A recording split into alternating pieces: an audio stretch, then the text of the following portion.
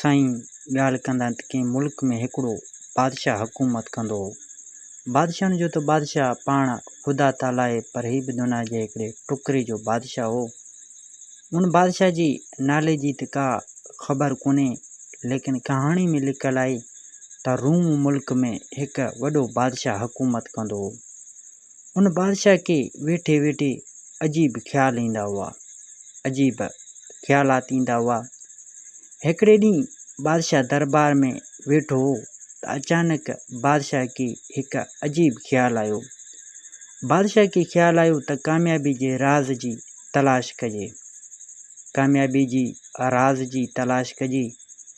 हिन जो ख़्यालु हो त जेकॾहिं हू 3 सवालनि जो जवाबु ॻोल्हे लहंदो, हिन खे कामयाबी जो राज़ हथ अची वेंदो, हू कॾहिं बि नाकाम न थींदो, न ई वरी मूंखे को शिकस्त ॾेई सघंदो। इहे सवाल ही हुआ: कंहिं कमु शुरू करण जा तमामु अहम वक़्तु कहिड़ो आहे, तमामु अहम कमु कहिड़ो आहे, ऐं केरु तमामु अहम माण्हू आहे। बादशाह जा इहे 3 सवाल हिन जे ज़हन में आया। उन ॻाल्हि खे मद्देनज़र रखी बादशाह वज़ीर खे चई उहो पढ़ो ॾियारियो। पंहिंजे बादशाही में पढ़ो ॾियारे छॾियईं त जेको बि उन 3 सवालनि जो सही जवाबु ॾींदो, तंहिंखे 5000 रुपया इनाम ॾिना वेंदा। बादशाह पंहिंजे वज़ीर खे हुकुम ॾिनो। वज़ीर सॼे बादशाही में पढ़ो ॾियारे छॾियो त बादशाह खे 3 सवालनि जो सही जवाबु खपे, उनखे 5000 रुपया इनाम तौरु ॾिना वेंदा। उन टाइम 5000 वॾो पैसो हो, 5000 जी वॾी मान हुई। उन टाइम पैसे जी वॾी इज़त हुई। 5000 5 करोड़नि बराबरि हो। बादशाह जो ऐलान ॿुधी केतिरा ई माण्हू आया, पर केर बि सही जवाबु न ॾेई सघियो। उन खां पोइ बादशाह पंहिंजे दरबार में मुल्क जे सियाणनि ऐं आलिमनि शख़्सियतनि खे घुरायो। उन्हनि सां उन मसइले ते ॻाल्हायो, पर उहे बि बादशाह खे मुतमिन न करे सघिया, छाकाणि त जेकॾहिं उन्हनि मां कंहिं हिकु जवाबु ॾिनो थी त ॿियनि उन जी मुखालफ़त में बहस शुरू कई। जेकॾहिं हिकु माण्हू कंहिं ॻाल्हि जो मशवरो ॾींदो त ॿियो उन जी मुखालफ़त कंदो। अहिड़े तरह बादशाह कंहिं जा बि जवाब क़बूल न कया। हाणे त बादशाह बिल्कुलु नामूद थी वियो, छो त अहिड़ो को माण्हू ई न रहियो जेको उन सवालनि जो जवाबु ॾिए। आख़िरकार बादशाह जे ज़हन में हिकु ख़्यालु आयो, ॿीहर वरी ख़्यालु आयो, ऐं हिकु भेरो वरी हिन खे जवाबु मिलण जी उमेद नज़र आई। सो पंहिंजे वज़ीर खे घुराए हुकुम कयईं त वञ वज़ीर, सफ़र जो सामान साण करे मुंहिंजे सवालनि जो सही जवाबु आणे ॾे। वज़ीर सिंह हुकुम जो ॿुधो ही घोड़े ते सवार थी सफ़र जो सामान खणी हुरींदो हकलींदो 7 बादशाहनि में घुमी फिरी, लेकिन हिन खे बादशाह जे 3 सवालनि जो सही जवाबु न मिले सघियो। वज़ीर बि नाउमीद थी बादशाह वटि आयो।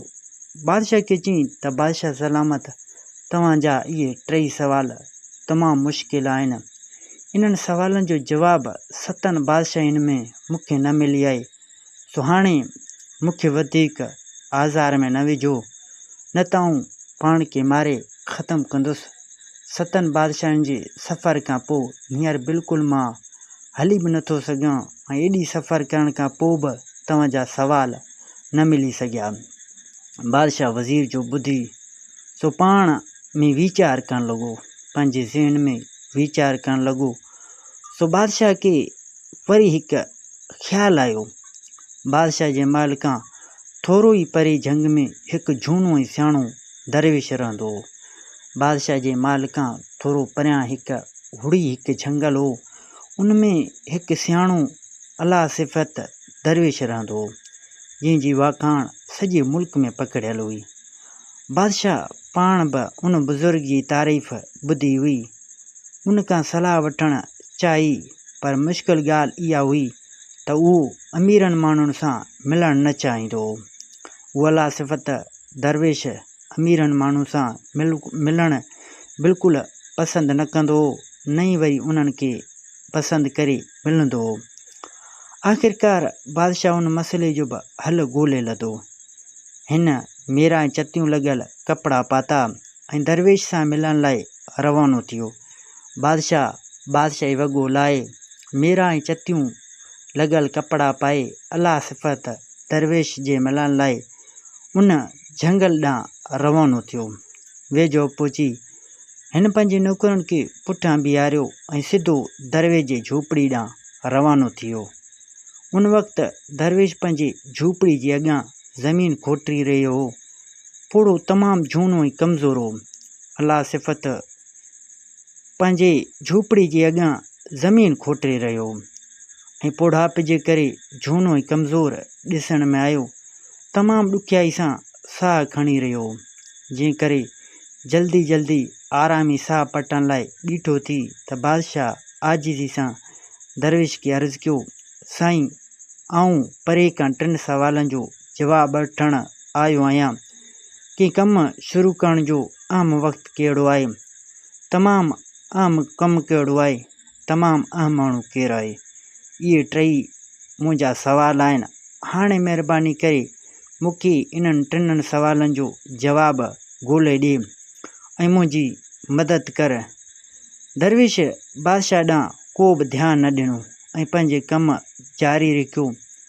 बादशाह थोरी देरि लाइ तरसियो ऐं पोइ चयईं त साईं, तूं कमज़ोर आहीं, थकियल थो ॾिसण में अचीं, झूनो मुड़ुसु आहीं, मूंखे कोडर ॾे त आऊं तो ज़मीन खोटरियां। दरवेश बादशाह जो शुक्रियो बजा आंदो ऐं खेसि कोडर ॾिनई। बादशाह ज़मीन खोटणु शुरू कयो। कुझु देरि खां पोइ हिन वरी दरवेश खां जवाब लाइ पुछियो। बादशाह कुझु देरि ज़मीन खोटरी ऐं उन खां पोइ वरी अला सिफ़त दरवेश खां पंहिंजे 3 सवालनि जो जवाबु पुछियईं, पर उन वक़्तु बि हू ख़ामोश रहियो। दरवेश ख़ामोश रहियो। बादशाह खे जवाबु न ॾिनई। चयईं त हाणे मूंखे ॾे त आऊं थो खोटरियां, पर बादशाह हिन खे कोडर न ॾिनई ऐं मुसलसल खॾ खोटींदो रहियो। बादशाह हिमत न हारी ऐं सब्र खां कमु वठंदो रहियो। हिन खे उहा उमेद हुई त आख़िरकार हू ज़रूरु जवाबनि जो लाइक़ु थींदो। अहिड़े रीति कमु कंदे शाम थी वई। बादशाह सॼो ॾींहुं कमु कयो। सुबुह खां वठी शाम ताणी कमु कयईं ऐं एतिरे ताणी शाम थी वई। हिन खोटणु बंदि करे दरवेश खे चयो त साईं, महिरबानी करे छा हाणे तव्हां मूंखे जवाबनि खां वाक़िफ़ु करे सघो था या न?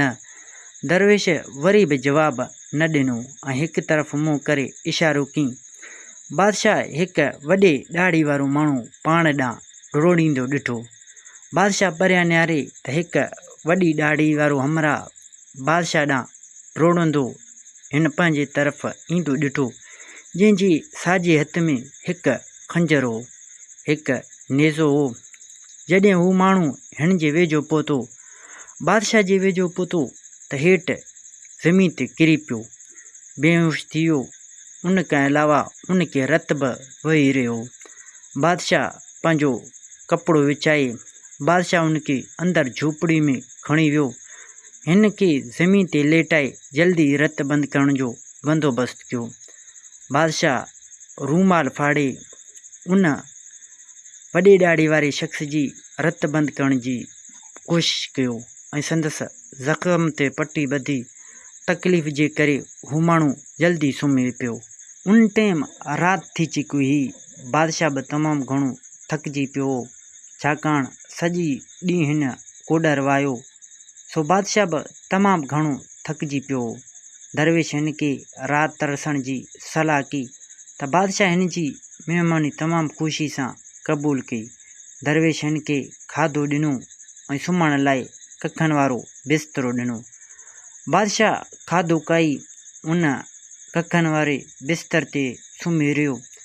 सुबुह जो बादशाह जाॻियो त ॾिठईं उहो ॾाढ़ी वारो माण्हू बि जाॻियल हो। बादशाह चयुसि, हाणे तूं पाण खे कीअं थो महसूसु करीं? उन वॾे ॾाढ़ी वारे हमराह खां पुछियईं त हाणे तूं पाण खे कीअं थो महसूसु करीं? हिन जवाब में चयो त आऊं पाण खे चङो थो महसूसु कयां। तव्हांजी महिरबानी मूंखे माफ़ कर, आउं हिते तोखे मारण आयो हुअसि, छाकाणि जे तूं मुंहिंजे भाउ खे क़तलु कयो हो। ॾुख ऐं सदमे जे करे आउं तुंहिंजी जानी दुश्मन थी पियुसि ऐं तोखे क़तलु करण जी नियत ते रस्ते ते लिकी वेठो हुअसि। तुंहिंजे मुटण जो इंतज़ारु करे रहियो हुअसि, पर जॾहिं तूं न मुटी, आउं लिकण वारे जॻह मां निकिरी आयुसि त तुंहिंजे नौकरनि मूंखे ॾिसी वरितो ऐं सुञातो, तंहिं करे उन्हनि मूं ते सख़्तु हमिलो कयो। आउं सख़्तु ज़ख़्मी थी पियुसि, पर आउं बची वियुसि, उतां भॼी बची वियुसि। जेकॾहिं तूं मूंसां हमदर्दी ऐं संभाल न करीं हा त आउं शायदि मरी वञा हा। उन करे आउं तुंहिंजी महिरबानी मञां थो। हाणे मूंखे पंहिंजे तमामु वफ़ादार नौकरनि मां हिकु सम्झ। ईअं चवंदे हिन बादशाह खे सलाम कयो ऐं हलियो वियो। जॾहिं हू माण्हू रवानो थी वियो त बादशाह वरी दरवेश खां सवालनि जो जवाबु पुछियईं। दरवेश खिली चयुसि, बादशाह खे खिली चयईं, तोखे सवालनि जो जवाबु अॻी मिली चुका आहिनि। तमामु ज़रूरी वक़्तु उहो हो। दरवेश बादशाह खे चयो, तमामु ज़रूरी वक़्तु उहो हो जॾहिं तूं मुंहिंजी मदद थी करणु चाहीं। तमामु ज़रूरी कमु उहो हो ज़मीन खोटणु। आउं तुंहिंजे लाइ तमामु ज़रूरी माण्हू हुयुसि। जेकॾहिं ईअं न थिए हा त तूं वापसि मोटी वञी हा ऐं मारिजी वञी हा। टें दफ़ी तमामु ज़रूरी माण्हू उहो ॾाढ़ी वारो माण्हू ऐं ज़रूरी कमु उहो उन जी मरम पटी करणु। जेकॾहिं ईअं न थिए हा त तोखे हिकु वफ़ादार नौकर न मिले हा। चयईं त तूं वॾी भाग वारो आहीं। बादशाह खे दरवेश चयो त बादशाह सलामत, तूं वॾे भाग वारो माण्हू आहीं। बादशाह जवाबु ॿुधी ॾाढो ख़ुशि थियो ऐं बुज़ुर्ग खे सलाम करे पंहिंजे महल वापसि हली वियो ऐं ज़िंदगी जा बाक़ी ॾींहं ॾाढे ख़ुशी सां गुज़ारणु लॻो। हिते हिन कहाणी जी पुॼाणी थी। दोस्तों, उमेद कयां थो त हीअ कहाणी तव्हांखे ज़रूरु पसंदि आई हूंदो। कहाणी पसंदि अचण ते हिन वीडियो खे लाइक कंदा। जेकॾहिं तव्हां असांजे यूट्यूब चैनल सिंधी कहाणियूं ते नवां आया आहियो त चैनल खे सब्सक्राइब करे घंटी जे निशान ते ज़रूरु क्लिक कंदा। दोस्तों, मिलंदासीं नई कहाणी में। हिन वक़्तु अल्लाह हाफ़िज़।